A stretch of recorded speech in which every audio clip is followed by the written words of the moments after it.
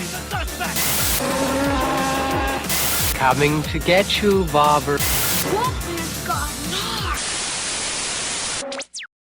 Hi guys, my name is Barry and welcome back to the channel. Today we're going to be doing something that I'm going to be doing for all the Scream movies, and that is Who Killed Who.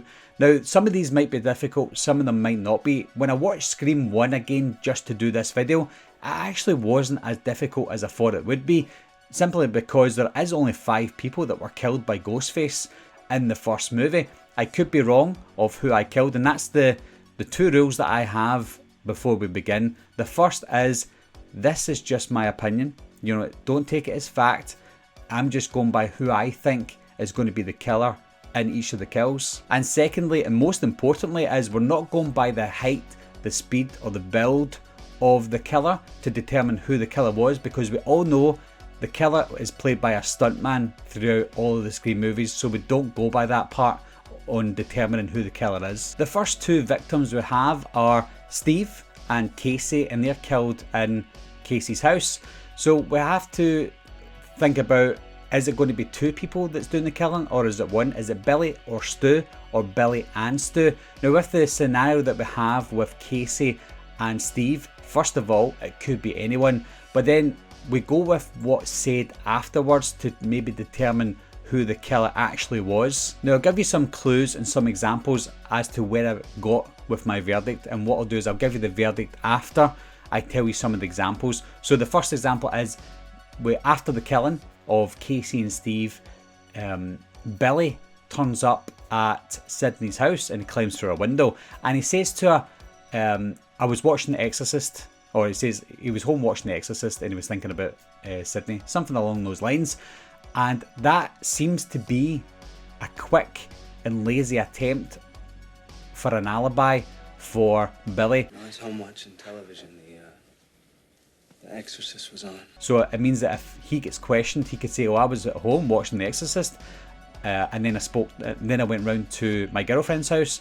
And then if Sydney ever got questioned about Billy, she could say, "No, he was in the house watching a movie, and then he came over to my house, so he couldn't have been there. He couldn't have killed Casey and Steve." There was another scene when they were all sitting together and they're talking about what happened to Casey and Steve, and Stu said something like, "Nah, I didn't kill anybody."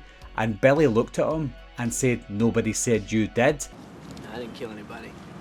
Nobody said you did. And the way Billy looked at him, it's almost like he said, "Yeah, I had to do all the work myself on this one." So it's almost like Billy's looking at Stu as if, "No, I had to do this all by myself." Stu also had an alibi, but it could be a similar alibi to what Billy was attempting, because Tatum said Stu was with me last night, but she didn't elaborate on whether it was all night, but I'm sure it was all night, because she could have also questioned, well, there was a point where you weren't with me, so possibly Casey and Steve, were killed at a different time. One of the key points for me though is the next part, when Billy was in the police station getting questioned, and he says, "I was watching TV, I got bored, I decided to go for a ride." I was watching TV, I got bored, I decided to go for a ride. Now at that point, that made me think it was Billy, and simply because Casey, and this is quoted at the beginning, Casey lives out in the middle of nowhere. "They'd never make it in time. We're out in the middle of nowhere." So the killer, or killers, would have to have taken a car to go to Casey's house, because they wouldn't be able to walk it to where she lived. They had to take a car. So if Stu was with Tatum all night last night, then unfortunately for Billy, the only answer is Billy. So my verdict for the first 2 killers, Casey and Steve, I'm afraid Billy killed both of them. Let's move on to victim number 3, and that is Principal Hembree. Now this is probably the most difficult one to determine, and I'll try and explain why, because he's killed at school. Now it could be either Stu or Billy, because we obviously saw both of them at school, but I'll try and explain the reasons for the verdict that I come up with. Now we see Stu is walking with Sydney and Tatum away from the school, but very close to the school, and he's talking about going to a party tonight. After he's finished with them, he turns round and heads back the way, almost like he's going back towards the school. But if you notice, he does this stabbing motion gesture after he's leaving. Obviously it's a kind of joke, but the way he does that motion, it's almost like a practice run for what he's about to do. You will see the way that Principal Hembree is killed. He's killed in that stabbing motion, obviously a lot slower because it's really happening, but it's almost like Stu is preempting what he's about to do, and he's telling the audience without us knowing.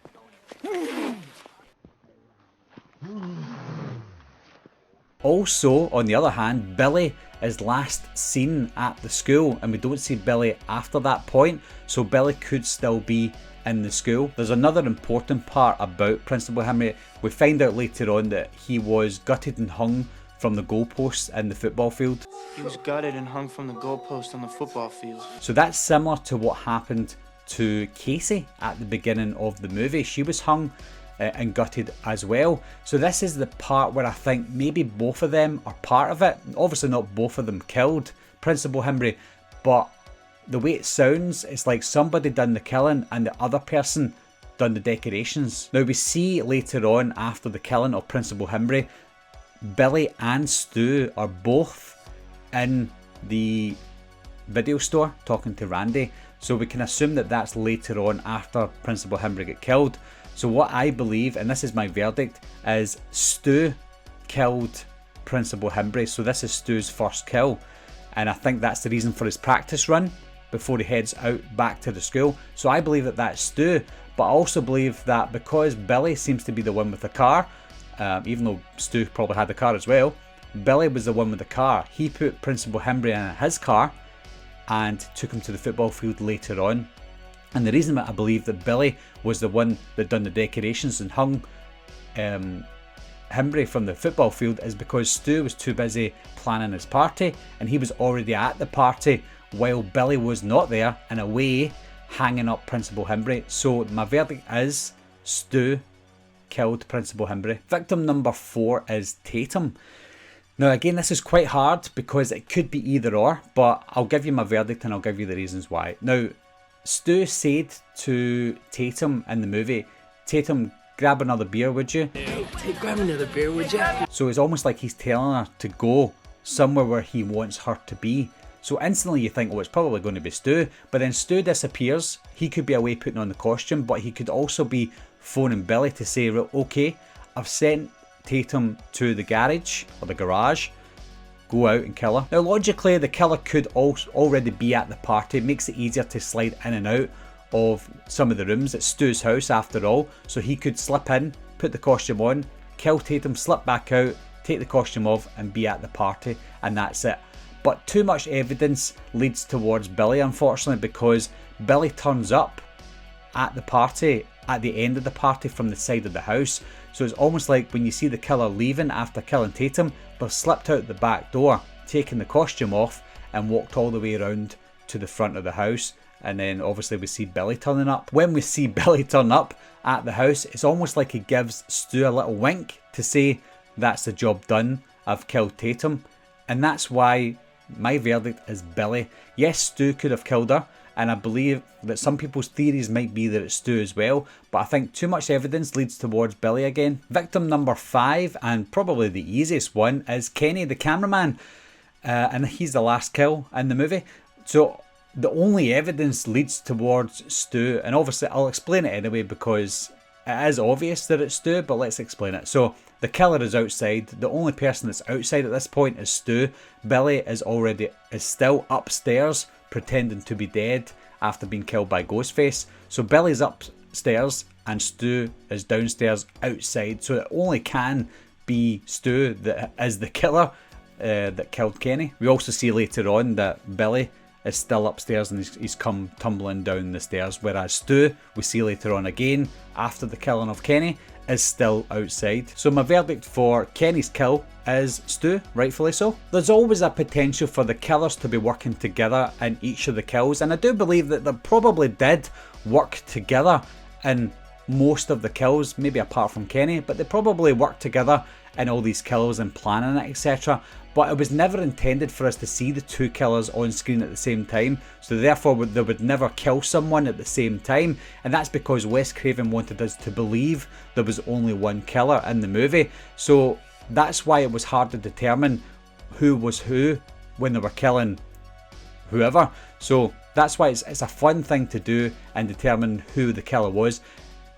It was probably never intended for us to know who the killer was. All we needed to know that Ghostface was killing people. But that's why these are fun videos, because I don't think there is a right or wrong answer, apart from Kenny, because obviously we have to know that the killer was Stu at that point, but the other ones could be anyone. But it's just a fun video to do. Out of the 5 kills in the movie, I believe that Billy killed 3 people and Stu killed 2 people, therefore Billy is the winner. So that was a fun video to do. It's fun to guess who killed who, but I want to know from you who killed who in the Scream movies. Is it the same as me? And if it's not the same as me, leave your comments down below. Let me know who you thought killed who, and tell me the reasons why if it's different. Even tell me the reasons why if you think it's the same, if it's something that I've missed. But as always, leave your comments down below, guys, and I'll talk to you soon.